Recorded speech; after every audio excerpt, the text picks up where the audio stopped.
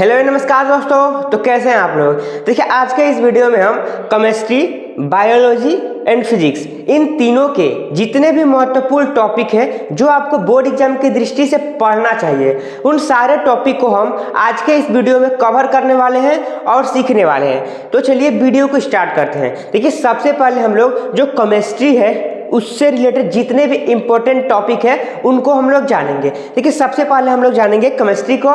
तो चलिए वीडियो को स्टार्ट करते हैं। देखिए सबसे पहले यहाँ पर लिखा है केमिस्ट्री, राइट। अब जो जितने भी केमिस्ट्री के इंपॉर्टेंट टॉपिक होंगे उनको हम लोग देख ले रहे हैं यहाँ पे। देखिए सबसे पहला है रासायनिक समीकरण संतुलन करना। यानी कि आपको कहीं से भी सीखना है कि रासायनिक समीकरण को संतुलन कैसे किया जाता है, राइट। फर्स्ट है हमारा। सेकेंड क्या है कि उदासीनीकरण अभिक्रिया क्या होता है।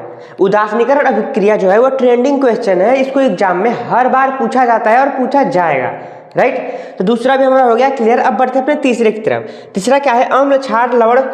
देखिए अम्ल क्या होता है, क्षार क्या होता है एंड लवण क्या होता है। इन तीनों का क्या करना है, आपको परिभाषा याद कर लेना है और परिभाषा के साथ साथ उदाहरण को भी याद कर लेना है, राइट। तो हमारा तीसरा भी हो गया क्लियर। अब चौथा क्या है कि रेडॉक्स अभिक्रिया। देखिए जो रेडॉक्स अभिक्रिया है वो भी एक ट्रेंडिंग क्वेश्चन है, वायरल क्वेश्चन है, राइट। तो आपको एग्जाम देने से पहले इसको आपको समझना पड़ेगा और इसके परिभाषा और इसके उदाहरण इन दोनों को आप याद करके जाइएगा। क्योंकि जो रेडॉक्स अभिक्रिया होता है उसका परिभाषा के साथ साथ उसके एग्जाम्पल को भी लिखना पड़ता है, राइट। अब हमारा चौथा भी हो गया क्लियर। अब बढ़ते हैं पांचवा की तरफ। ये पांचवा क्या है, बेकिंग सोडा। देखिए baking soda, Dhawan soda, plaster of Paris, caustic soda, ये जो चार हैं ये 6 नंबर में पूछे जाते हैं। तो यहाँ पे निर्भर करता है कि अगर आप इसको अच्छी प्रकार से चारों को याद कर लेते हैं तो जो आपका 6 नंबर वाला है वो कंफर्म हो जाएगा और आप 6 नंबर आसानी से ला सकते हैं, राइट। अब देखिए हमारा सातवां क्या है, ऊष्माक्षेपी तथा ऊष्माशोषी। देखिए अगर आप अच्छी तरह से पढ़ाई कर रहे होंगे तो आपको मालूम होगा कि जो ऊष्माक्षेपी तथा ऊष्माशोषी अभिक्रिया है उसको भी बार बार पूछा जाता है और पूछा जाएगा।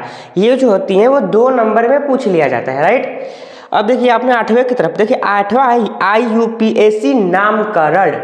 देखिए ये जो है मोस्ट ट्रेंडिंग क्वेश्चन इससे बनता है, IUPAC नामकरण से। मतलब कि आपको सीखना है, राइट। अब देखिए 9वां हमारा क्या है, धातु अधातु। देखिए धातु को आपको परिभाषा याद करना है एंड एक एग्जाम्पल याद कर लेना है, राइट, धातु का। अब देखिए 10वां क्या है, संतृप्त तथा असंतृप्त विलयन क्या होता है। आप इसको याद करके चलिएगा। देखिए हमने भी अपने जो पिछला वीडियो था, मतलब पिछले कई वीडियो में हमने इसको बताया है, राइट। तो आप वहां से भी जाकर देख सकते हैं कि संतृप्त क्या होता है एंड असंतृप्त विलयन क्या होता है, राइट। अब देखिए 11वां है हमारा साबनीकरण। देखिए ये भी एक ट्रेंडिंग क्वेश्चन है जो 6 नंबर में पूछा जाता है, तो आप इसको याद कर लीजिएगा, राइट। अब देखिए 12वां एंड 13वां। 12वां है एथिल एल्कोहल एंड 13वां है एसिटिक अम्ल। देखिए एथिल एल्कोहल का आपको निर्माण किस तरह होता है ये भी याद करना है, भौतिक गुण क्या है ये भी याद करना है, रासायनिक गुण एंड उपयोग। एसिटिक अम्ल का सेम यही प्रक्रिया को आपको याद करना है, राइट। तो ये थे हमारा 13 महत्वपूर्ण टॉपिक। तो जो हमारा केमिस्ट्री है वो 13 टॉपिक ऐसे हैं, अगर आप कुछ भी नहीं पढ़े हैं इतना पढ़ लेते हैं तो आप पास हो जाएंगे, राइट। आप मान के चलिए कि आप पास हो जाएंगे। अब देखिए केमिस्ट्री का हो गया हमारा। अब बायोलॉजी की तरफ बढ़ते हैं, राइट। तो देखिए ये है हमारा वो इम्पोर्टेंट टॉपिक जिनको हमको पढ़ना है, राइट, अगर पास होना है तब। देखिए सबसे पहले हम लोग देखें कि ये हमारे बायोलॉजी यानी जीव विज्ञान के इम्पोर्टेंट टॉपिक, इन्हीं को हमको पढ़ना है, बोर्ड एग्जाम में पास होना है तब, राइट। देखिए सबसे पहला है हमारा लैंगिक जनन, यानी कि वेरी वेरी इंपॉर्टेंट है आपका लैंगिक जनन। लैंगिक जनन के बारे में आप कहीं से भी आप इसको पढ़ लीजिए, राइट। दूसरा क्या है हमारा अलैंगिक जनन। लैंगिक जनन एंड अलैंगिक जनन दोनों को आपको पढ़ना है। तो हमारा फर्स्ट हो गया क्लियर, सेकंड हो गया क्लियर। अब बढ़ते हैं अपने तीसरे की तरफ। देखिए तीसरा क्या है, उत्सर्जन। देखिए आपको क्या करना है कि उत्सर्जन का परिभाषा लिखना हो कि उत्सर्जन होता क्या है एंड उसका उदाहरण लिखना है कि जो हमारे उत्सर्जी अंग है वो कौन कौन से हैं, राइट। इन दोनों को आपको याद कर लेना है। तो हमारा तीसरा भी हो गया क्लियर। अब बढ़ते हैं चौथे की तरफ।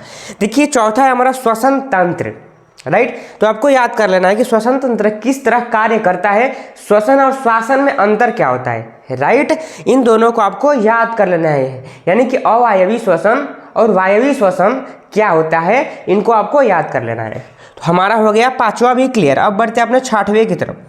देखिए छठवें में क्या कह रहा है कि पुष्प की संरचना। देखिए ये जो है वो वेरी क्या है, इंपॉर्टेंट है, राइट। मतलब कि आपको जब भी पेपर देने जाना है बोर्ड एग्जाम का, तो आपको इतना मतलब पुष्प की जो संरचना है उसको आपको याद करके ही जाना है, राइट। देखिए पुष्प की संरचना भी हो गया। अब बढ़ते हैं अपने सातवें की तरफ। सातवां क्या है, आहार नाल। ये सातवां जो है वो आहार नाल है। मतलब कि आपको क्या करना है कि आहार नाल में जितने भी अंग आते हैं उन सभी अंग के बारे में जान लेना है, और जो आहार नाल की एक संरचना को भी आपको सीख लेना है कि उसको कैसे बनाया जाता है। तो ये भी है वो करीब 6 नंबर में पूछे जाते हैं। तो ये भी क्या है, बहुत इंपॉर्टेंट है, वेरी क्या है, इंपॉर्टेंट है। देखिए हमने कर लिया सातवां भी क्लियर। अब बढ़ते हैं आठवें की तरफ। देखिए आठवां क्या है, परागण। कि मतलब देखिए निषेचन और परागण इन दोनों को आपको पढ़ना है कि परागण क्या होता है। ये 2 नंबर में आपको पूछा जा सकता है कि आप निषेचन बताइए एंड परागण बताइए। ये 2 नंबर के क्वेश्चन है, राइट। तो ये भी हो गया हमारा क्लियर। अब बढ़ते हैं अपने 9वें की तरफ। देखिए 9वां क्या है कि नर और मादा जनन तंत्र। देखिए नर जनन तंत्र और मादा जनन तंत्र, इसके बारे में सभी प्रकार के जानकारियों को आपको हासिल कर लेना है, क्योंकि ये जो है वो ये भी आपके 6 नंबर वाले क्वेश्चन है, राइट। तो ये जो है वो बहुत ही महत्वपूर्ण है। अब बढ़ते हैं अपने 10वें की तरफ। देखिए 10वां क्या है, मेंडल के आनुवंशिकता का नियम। देखिए ये काफ़ी ट्रेंडिंग टॉपिक है कि आप मेंडल के आनुवंशिकता का नियम को बताइए। ये भी आपको तैयार कर लेना। ये था हमारा 10वां। 11वां क्या है, धमनी और सिरा में अंतर। देखिए जब हमने वीडियो को बनाना स्टार्ट किया था तो जो सबसे पहला हमारा वीडियो था वो था हमारा धमनी और सिरा में अंतर, राइट। तो आप उसको जाकर देख सकते हैं। तो हमारा हो गया 11वां भी क्लियर। अब बढ़ते हैं अपने 12वें की तरफ। देखिए 12वां क्या है, डीएनए और आरएनए में अंतर। मतलब आपको करना क्या है, जो ये अंतर वाला है ना, मतलब जो आपके सामने जो आप विद्या खरीदेंगे उस विद्या में से जितने भी अंतर है उन सारे अंतर को आपको समझ लेना है। एक होगा अवायवीय श्वसन, वायवीय श्वसन में अंतर, राइट, जाइलम और फ्लोएम में अंतर, डीएनए और आरएनए में अंतर, धमनी और सिरा में अंतर। मतलब इस प्रकार के जितने भी अंतर वाले क्वेश्चन होंगे उन सभी क्वेश्चन को आपको कर लेना है, राइट। तो ये हो गया हमारा डीएनए और आरएनए में अंतर वाला भी खत्म। अब बढ़ते हैं अपने 13वें की तरफ। देखिए 13वें में क्या है, तंत्रिका तंत्र। देखिए ये जो पोर्शन है वो भी आपके 4 नंबर में पूछे जाते हैं, तो आपको इसको याद करना ही है, राइट। अब बढ़ते हैं अपने 14वें की तरफ। देखिए 14वें में क्या कह रहा है कि मानव मस्तिष्क की संरचना। देखिए ये अगली साल ही पेपर में आया था, जब हम बोर्ड एग्जाम दिए थे उसमें ये पूछा गया था कि आप मानव मस्तिष्क की संरचना के साथ साथ उसके कार्यविधि को भी दर्शाएं, राइट। तो ये भी आपके 6 नंबर वाले क्वेश्चन हैं। अब देखिए हमारा 15वां क्या है, लिंग निर्धारण। मतलब कि ये जो है एंड जो ये 16वां है वो परिवार नियोजन। इन दोनों को आपको तैयार कर लेना है। ये 100 में 100% कन्फर्म है कि इसमें से एक को पूछेगा ही, राइट। अब देखिए हमारा 17वां क्या है, ये था हमारा 16वां, ये है हमारा 17वां। एक संकर तथा द्विसंकर। मतलब आपको ये जानना है कि एक संकर क्या होता है एंड द्विसंकर क्या होता है, राइट। अब देखिए 18वां क्या है, मानव हृदय। देखिए मानव हृदय की संरचना, कार्यविधि, मतलब टोटल आपको याद कर लेना है, क्योंकि ये जो पूछा जाता है ये 6 नंबर में पूछे जाते हैं, राइट। अब देखिए ये तो था हमारा 18 कुछ टॉपिक जो कि पूरे किताब का निचोड़ है, राइट। ये बायोलॉजी के पूरे किताब के निचोड़ है, राइट। अब देखिए 2 चीज़ हम नहीं लिख पाए यहाँ पे, जो ऊपर हम लिख दिए हैं, राइट। ये हमारा नेफ्रॉन की संरचना एंड कार्यविधि।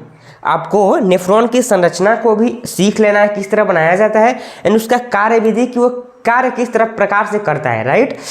अब देखिए एक है किडनी की संरचना। देखिए आपको किडनी का चित्र भी बनाना है और उसकी कार्यविधि को भी लिखना है, राइट। तो ये हमारे 2 थे जो ये भी इम्पोर्टेंट है, आप इसको भी तैयार कर लीजिएगा, राइट। ये भी 6 नंबर में पूछे जाते हैं, राइट। अब देखिए अगर आपने इतना आपने समझ लिया होगा और नोट कर लिया होगा, अगर आप इतना तैयार करके जाते हैं बोर्ड परीक्षा देने, राइट, तो आपको पास होने से कोई नहीं रोक सकता, क्योंकि ये जो है वो बायोलॉजी का जो किताबें पूरा निचोड़ है। मतलब उसमें से हम बैठकर ये निकाले हैं कि कौन सा ऐसा क्वेश्चन है जो कि हर बार पूछा जाता है, ट्रेंडिंग है, तो वो आपके सामने है। आपको केवल इतना ही पढ़ना है अगर आपको पास होना है तब।